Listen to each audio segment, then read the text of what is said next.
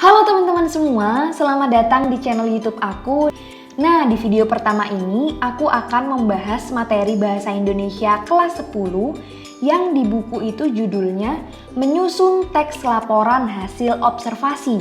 Tapi di sini kita akan konsen ke teks laporan hasil observasi.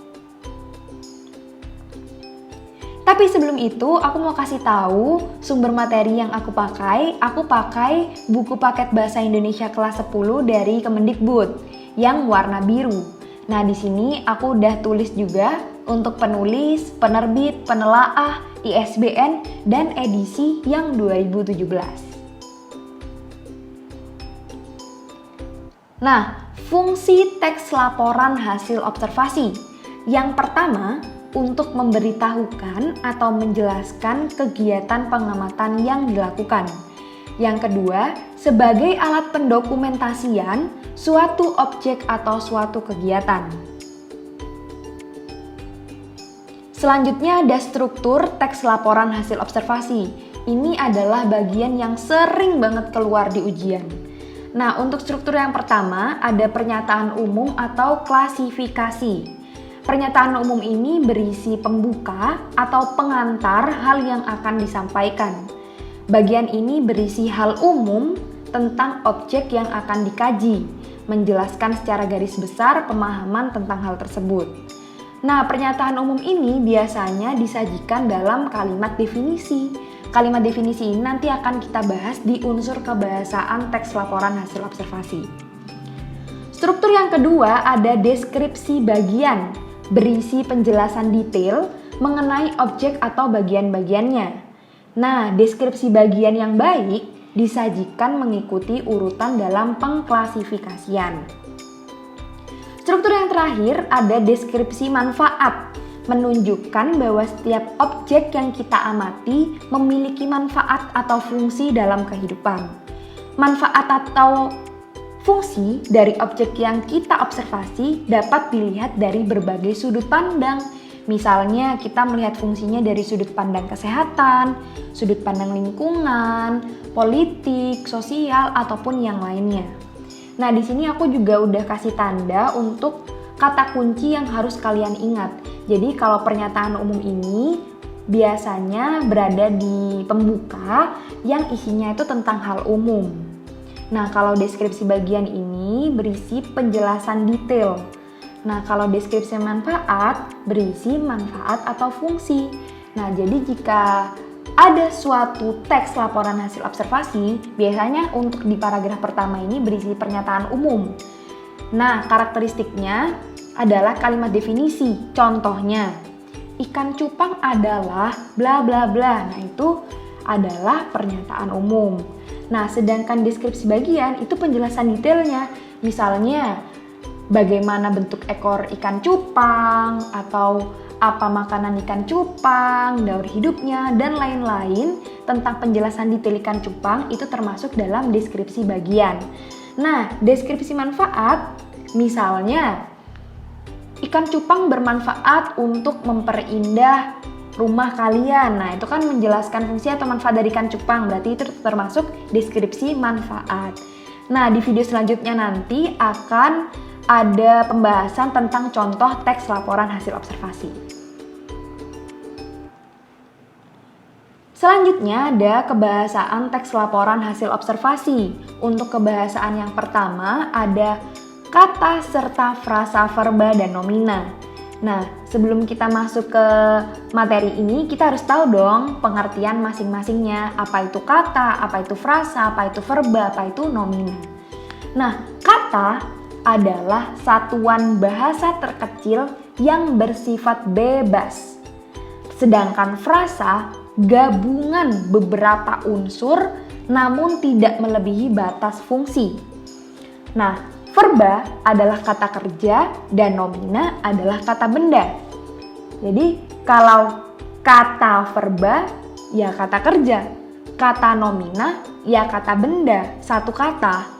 Nah, sedangkan frasa itu kan gabungan beberapa unsur. Berarti kalau frasa verba gabungan beberapa kata kerja. Sedangkan frasa nomina gabungan beberapa kata benda. Oke, biar lebih paham kita ambil contoh. Kata nomina, wayang. Kata nomina, wayang, kata benda. Wayang ini kata benda. Nah, sedangkan kata kerja atau verba adalah. Untuk frasa nomina, gabungan kata benda, wayang dan kulit menjadi wayang kulit. Nah, sedangkan frasa verba, gabungan beberapa kata kerja, sudah dan membagi digabung menjadi sudah membagi. Seperti itu. Selanjutnya ada afiksasi. Apa itu afiksasi? Afiksasi adalah kata yang telah mendapatkan imbuhan. Nah, kata yang mendapatkan proses pengimbuhan itu dapat berubah jenis. Oke, kita ambil contoh kata kerja minum. Mendapatkan imbuhan an menjadi minuman. Nah, minuman ini sendiri merupakan kata benda. Suatu kata dasar dapat berubah jika mendapatkan imbuhan. Menjadi verba jika mendapatkan imbuhan ini atau ini. Dan menjadi kata nomina jika mendapatkan imbuhan ini atau ini. Oke, unsur kebahasaan teks laporan hasil observasi yang selanjutnya adalah kalimat definisi dan kalimat deskripsi.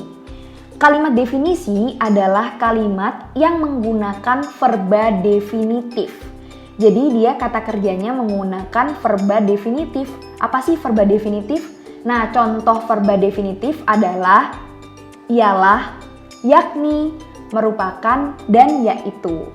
Contohnya, wayang adalah seni pertunjukan yang telah ditetapkan sebagai warisan budaya asli Indonesia. Contoh lainnya, ikan cupang yaitu, bunga anggrek merupakan, dan lain sebagainya. Selanjutnya kalimat deskripsi. Kalimat yang menggunakan verba sebagai deskriptif. Jadi di sini maksudnya dia menggunakan kata kerja untuk mendeskripsikan sesuatu. Contohnya, wayang topeng dimainkan oleh orang yang menggunakan topeng. Jadi kalau di sini dia menggunakan verba definitif, yang contohnya adalah ia, yakni, merupakan, yaitu, sedangkan kalimat deskripsi, verbanya itu menggunakan kata kerja lain yang fungsinya itu untuk mendeskripsikan objek tersebut. Kebahasaan yang selanjutnya adalah kalimat simpleks dan kompleks. Nah, sebelum kita masuk ke kalimat simpleks dan kompleks, kita harus tahu apa itu klausa. Klausa yaitu bagian kalimat yang memiliki subjek dan predikat. Oke. Yang pertama kalimat simpleks atau disebut juga kalimat tunggal adalah kalimat yang hanya memiliki satu klausa. Jadi kalimat simpleks atau kalimat tunggal ini dia hanya memiliki satu klausa. Dia hanya memiliki satu subjek dan predikat. Contohnya, ada beberapa jenis topeng di museum ini. Ada itu predikat, beberapa jenis topeng itu subjek. Dia hanya punya satu predikat dan satu subjek. Yang kedua, kelelawar merupakan hewan unik. Kelelawar ini adalah subjek, merupakan adalah predikat, dan hewan unik ini adalah pelengkap. Dia hanya memiliki satu subjek dan satu predikat. Atau dengan kata lain, dia hanya memiliki satu klausa. Maka dia disebut kalimat simpleks. Contoh yang ketiga, wayang tersebut berbentuk pipih seperti wayang kulit. Nah, wayang tersebut ini subjek, berbentuk ini predikat, pipih ini objek, seperti wayang kulit adalah keterangan. Di sini dia hanya memiliki satu subjek dan satu predikat, atau dengan kata lain dia hanya memiliki satu klausa, maka disebut kalimat simpleks. Selanjutnya adalah kalimat kompleks atau kalimat majemuk, adalah kalimat yang memiliki 2 atau lebih klausa. Kalau sebelumnya itu kalimat simpleks adalah kalimat tunggal, dia memiliki 1 klausa. Kalau yang ini kalimat kompleks atau kalimat majemuk, dia memiliki 2 atau lebih klausa. Nah, kalimat majemuk ini dibagi lagi menjadi 2, yaitu kalimat majemuk setara dan kalimat majemuk bertingkat. Kalimat majemuk setara memiliki 2 klausa yang sifatnya setara dalam suatu kalimat, ditandai dengan penggunaan konjungsi koordinatif, yaitu dan, atau, tetapi. Sedangkan kalimat majemuk bertingkat memiliki klausa ganda yang sifatnya tidak sama atau berada di bawah fungsi utama suatu kalimat, ditandai dengan penggunaan konjungsi subordinatif, yaitu jika, agar, supaya, sebab, karena, maka, sesudah, sebelum.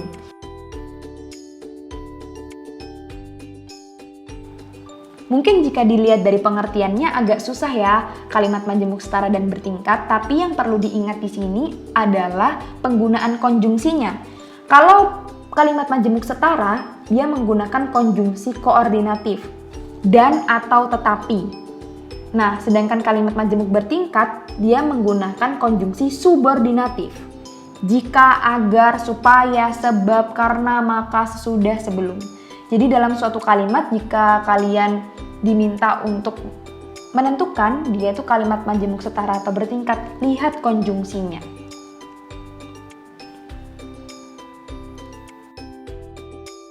Selanjutnya adalah menyusun teks laporan hasil observasi. Ada 5 tahapan. Yang pertama, menentukan objek yang akan diamati. Yang kedua, menyusun jadwal observasi yang akan dilakukan. Yang ketiga, melakukan observasi terhadap suatu objek dengan menyiapkan pertanyaan atau poin-poin pengamatan terlebih dahulu. Yang keempat, mencatat hasil observasi. Bila memungkinkan, ambil foto dan videokan. Dan yang kelima, susun teks laporan hasil observasi dengan memperhatikan ketepatan isi, struktur, dan kaidah kebahasaannya. Setelah kita melakukan observasi, langkah selanjutnya adalah menyusun teks laporan hasil observasi. Ada 3 tahapan. Tahapan yang pertama menuliskan gagasan-gagasan pokok. Yang kedua, gagasan pokok dikembangkan dengan menambah gagasan-gagasan penjelas. Yang ketiga, jika gagasan pokok dan gagasan penjelas sudah dikembangkan, maka akan menjadi 1 paragraf.